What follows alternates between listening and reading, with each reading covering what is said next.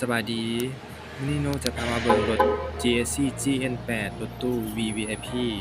เดี๋ยวเบิ่งภายนอกกันเลยเนาะว่ามีความน่าสนใจแบบใดทางด้านหน้าไฟหน้า LED ปรับไฟสูงได้ด้วยระบบไฟฟ้าสัญญาณเตือนเมื่อเปิดไฟไฟหน้า LED กลางเว้นไฟท้าย LED เบรกรถแล้วก็ไฟตัดหมอกด้านหน้าและหลังกระจกเบื้องข้างพร้อมไฟเลี้ยวแบบ LED กระจกเบื้องข้างปรับด้วยไฟฟ้าตัวควบคุมไฟปัดน้ำฝนด้านหลังอันนี้จะเป็นครบรถเลยสำหรับไฟหน้าและกระจังหน้าจะมีความโดดเด่นอันนี้มันจะมีไฟต้อนรับทางด้านหน้านำเป็น LED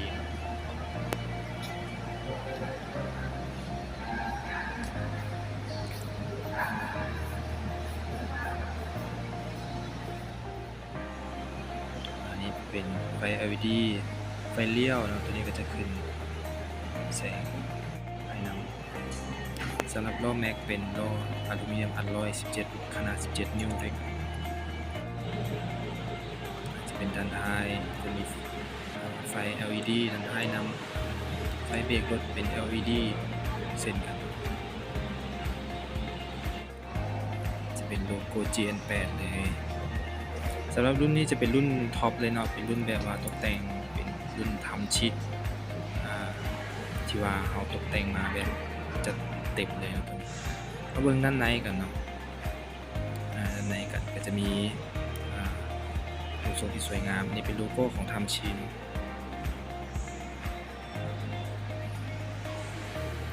ตัวนี้การตกแต่งภายในแบบคุมโทนปรับแอร์ออโต้แยกได้3โซนเลยแถวที่2แยกแผงควบคุมได้พร้อมระบบพวงมาลัยแบบมัลติฟังก์ชันวัสดุพวงมาลัยแมนเฮ็ดด้วยหนังแท้วัสดุเบาะผ้าผสมหนังและเฟอร์บิกเนาะเบาะนั่งคนขับสามารถปรับได้6ทิศทางเลยตัวนี้ส่วนเบาะนั่งผู้โดยสารด้านหน้าปรับได้4ทิศทางตัวนี้มีหลังคาแก้วซันรูฟปรับรถไฟฟ้านำแล้วก็มีระบบกันข้างนำนี่ก็เป็นด้านในรถทางด้านหน้ากว้างขวางสามารถวางเครื่องได้เลยได้หลวงหลายเลยแหละสวยงามเนาะวัสดุเบาะหนังอย่างดีตกแต่งได้แบบลงตัวเลยแถวหน้ามีถุงลมนิรภัยคู่ถุงลมนิรภัยด้านข้างแถวหน้าก็มีเนาะมีสายแอลนิรภัยให้ทุกบนนั่งเลยนี่เป็นพวงมาลัยแบบมัลติฟังก์ชันเนาะวัสดุพวงมาลัยหนังแท้วัสดุเบาะรถผ้าผสมหนังนะนี่เป็นเกี่ยวกับภายในรถก็จะมีบอลวางจอกน้ำตัวนี้ใส่กระแจก็ได้นะเป็นบล็อกเปิดปิดได้สะดวกสบายสังเกตเบิ่งแอร์เนาะสามารถแยกโซนได้2ข้างชัดเจนเลยก็จะมีแอร์ด้านข้างนำให้2บอลอีกข้างหน้าเป็น4หน่วยเนาะด้านกลางด้านหลังก็จะมีแอร์แยกต่างหากอีกสามารถเปิดปรับได้เนาะคอยแฮงต่ำแต่ลูกค้าสะดวกอันนี้ก็จะมีคูลบ็อกมาให้อยู่ถ้าเป็นบ็อกธรรมดาเนาะอาจจะเป็นบ็อกธรรมดาบ่เป็นคูลบ็อกสามารถใส่เครื่องเก็บความเย็นอย่างไว้ได้ในเวลาที่ดีเนาะในเวลาที่โดนเติบแหละใครคงเก็บข้างนอกอันนี้เป็นบอลวางจอกแล้วก็ตัวนี้เป็นบอลไว้กระแจหรือว่ามือถือก็ได้เปิดปิดได้สะดวกสบายมาเบิ่งด้านข้างกันเนาะมาเบิ่งตำแหน่งผู้โดยสารกัน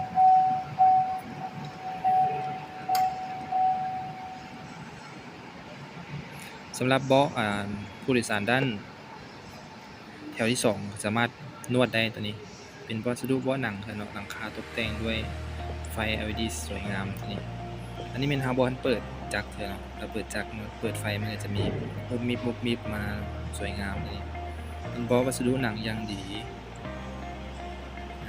เบาะสามารถปรับได้นวดได้2หน่วยเลยเนาะปรับเอนโตนอนเลยก็ได้ตัวนี้เนาะแล้วก็ทางด้านลมนี่ก็สามารถปรับให้มันสามารถเหยียดขาได้สะดวกสบายเวลาเดินทางไกลก็บ่ต้องยันอียันเมื่อยเนาะสามารถนั่ง แบบสบายๆไปได้ตลอดทางเลยตอนนี้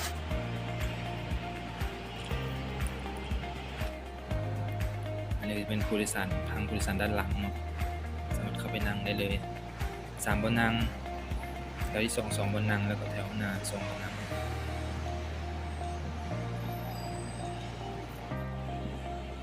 จะเป็นหลังคาซันรูฟมีระบบกันข้างนำเนาะครับบ่ต้องท่านผู้ชมบ่ต้องห่วงว่ามันสิค้างเพราะว่าเรามีระบบกันข้างให้ทางด้านแถวที่2ก็จะมีจอโทรทัศน์ไว้ให้คอยเอนเทอร์เทนทานเนาะไว้เบิ่งซีรีส์ไปเวลาเดินทางก็สามารถเบิ่งไปนำได้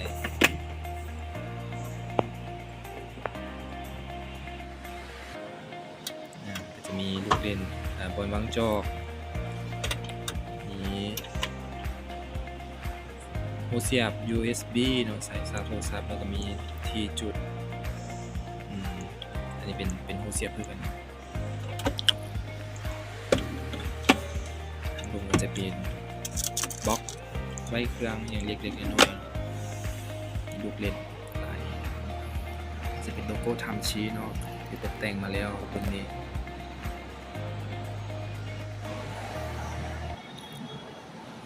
สำหรับความสามารถของรถคันนี้บอกเลยว่ายังกล่าวบ่ทันหมดเนาะหากว่าผู้ใดสนใจลูกค้าท่านใดสนใจก็สามารถติดต่อเข้ามาได้ที่เซลล์โน่เบอร์โทร 99332113 เมื่อลูกค้าสนใจอยากเข้ามาลองรถจะเข้ามาลองเบิ่งภายใน